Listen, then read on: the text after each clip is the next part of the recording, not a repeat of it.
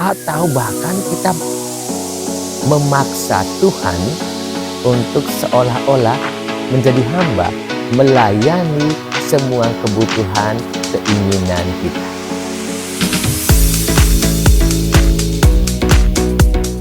Bapak, Ibu, Saudara, dan Saudari yang terkasih, mari kita mulai dengan membaca dan mendengarkan kutipan Injil berikut ini.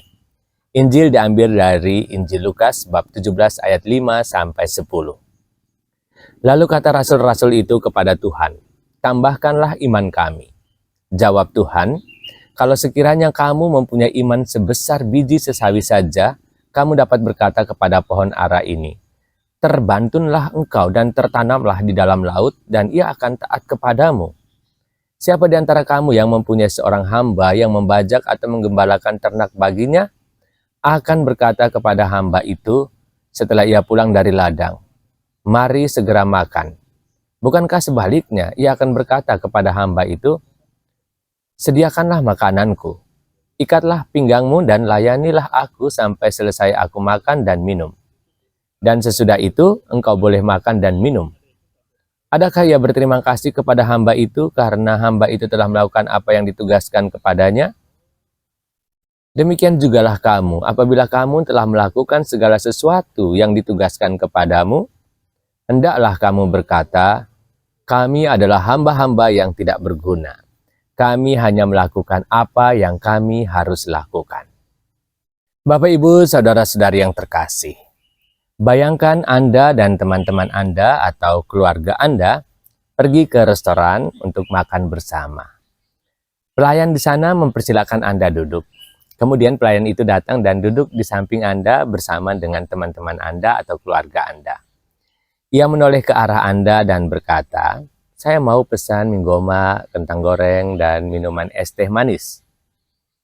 Saat itu Anda mungkin berpikir kayaknya ada yang salah dah. Bukannya terbalik. Seharusnya dia yang membawakan Anda makanan, bukan sebaliknya. Nah, ilustrasi ini yang dijelaskan Yesus dalam kisah tentang tuan dan hambanya yang barusan kita dengar. Tidak ada hamba yang berharap dilayani oleh tuannya. Hambalah yang seharusnya melayani. Dan ketika hamba melakukan tugasnya, ia tidak berharap tuannya memberi imbalan atau pujian. Ia hanya melakukan apa yang diharapkan darinya. Sekali lagi, ia hanya melakukan apa yang diharapkan darinya. Tidak mengharapkan lebih, imbalan atau bahkan pujian dari tuannya. Kalau ada, ya syukur. Tetapi sekali lagi, seorang hamba tidak fokus pada imbalan atau pujian. Saudara-saudari, kita lahir, hidup, dan berada di sini untuk melayani Tuhan. Katekismus Gereja Katolik memberitahu kepada kita bahwa Tuhan menciptakan segalanya untuk manusia. Tetapi manusia pada gilirannya diciptakan untuk melayani dan mengasihi Tuhan dan mempersembahkan semua ciptaan kembali kepadanya. Ingat, ini adalah kebenaran ajaran iman kita. Saya ulangi, Tuhan menciptakan segalanya untuk manusia. Tetapi manusia pada gilirannya diciptakan untuk melayani dan mengasihi Tuhan dan mempersembahkan semua ciptaan kembali kepadanya. Nah, dari dokumen ini kita tahu bahwa kita bukanlah tuan di sini. Kita adalah pelayan. Santo Ignatius dari Loyola juga pernah mengatakan hal ini. Tuhan menciptakan manusia untuk memuji, menghormati, dan melayani Tuhan. Dan dengan melakukan ini, mereka menyelamatkan jiwa mereka. Tuhan menciptakan semua hal lain di muka bumi ini untuk membantu memenuhi tujuan ini.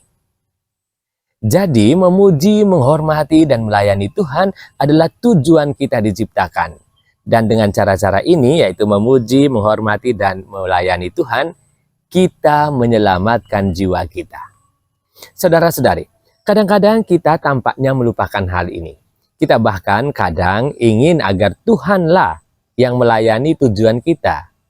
Kita berlagak membalikkan peran kita menjadi tuan ketika kita mengabaikan Tuhan untuk jangka waktu yang lama. Atau di saat ketika kita menginginkan sesuatu, kita berharap Tuhan melakukannya untuk kita. Kita tidak menghadiri misa selama berminggu-minggu. Kita tampaknya telah melupakan sakramen tobat. Namun, kadang ketika kita ingin hasil panen kita berlimpah, kita mulai membuat tawaran kepada Tuhan. Tuhan, bantulah saya dalam hal ini dan saya berjanji akan pergi misa setiap hari Minggu. Atau ada kalimat lain yang mirip-mirip seperti itu. Selagi doa dan permohonan saya belum dikabulkan, saya tidak akan ke gereja dan saya tidak akan aktif di lingkungan. Nah, sadar atau tidak kita sedang menjadikan Tuhan sebagai hamba yang siap melayani kebutuhan kita. Padahal kita sesungguhnya adalah hamba di hadapan Tuhan. Saudara-saudari, meskipun baik untuk meminta kebutuhan kita kepada Tuhan, tetapi kita harus ingat untuk menambahkan kalimat biarlah kehendak-Mu yang terjadi di setiap akhir permintaan kita. Jika Tuhan menginginkan sesuatu yang berbeda bagi kita atau tidak sesuai dengan harapan kita, kita harus menerimanya dengan rendah hati. Inilah sikap seorang hamba di hadapan Tuannya. Dan ingat, kita seharusnya tidak hanya berdoa ketika kita menginginkan sesuatu. Ada satu hal yang sangat penting yang mungkin jarang kita lakukan, yakni memiliki waktu khusus untuk berdoa, menanyakan kepada Tuhan apa yang Dia inginkan dari kita. Sekali-sekali datanglah pada Tuhan dan bertanya, Tuhan, mau apakah Engkau daripadaku? Bukan hanya datang pada Tuhan dan melaporkan inilah kebutuhan dan keinginan saya, 1, 2, 3, dan seterusnya. Tapi sekali-sekali bertanyalah, apa mau Tuhan dariku? Coba mari kita cermati. Ketika kita menjadi seorang bruder atau romo atau suster atau pengurus lingkungan atau pemimpin ibadat dan kemudian kita merasa diri kita lebih baik dari sesama kita yang lain. Saat itu, siapakah yang sesungguhnya Tuhan di sini? Tuhan atau diri kita?